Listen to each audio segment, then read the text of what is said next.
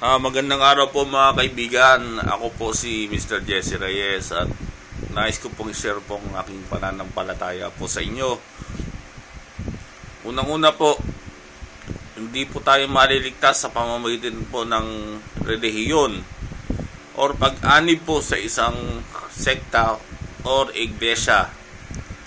Ang kaligtasan lang po ay sa ating Panginoong Jesucristo na nag-alay ng kanyang buhay sa krus ng Kalbaryo sa pamamagitan ng kanyang dugo.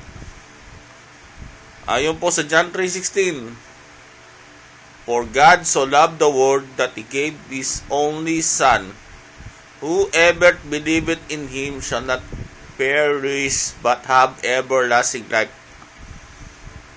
Sapagkat ganito na lang ang pagsinta ng Diyos sa sanlibutan na ibinigay niya ang kanyang bugtong na anak, na ang sino mang sumampalataya sa kanya ay huwag mapahamak kundi magkaroon ng buhay na walang hanggan.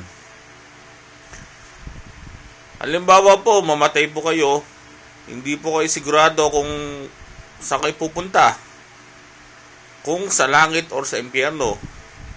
Ang advice ko po ay tanggapin niyo po si Jesus bilang Panginoon at tagapagligtas ng inyong buhay. Para po sa marami pong informasyon, pakibisita po yung aking Facebook page na www.facebook.com/Yeshua Messiah is God 2015 or i-search nyo po sa Facebook Jesus is God Ministry. Nandun na po lahat ng aking mga ministry at mga posting. Kasama po natin si Brother Kiko sa pagpo-post po ng salita ng Diyos. Maraming salamat at shalom po sa inyo.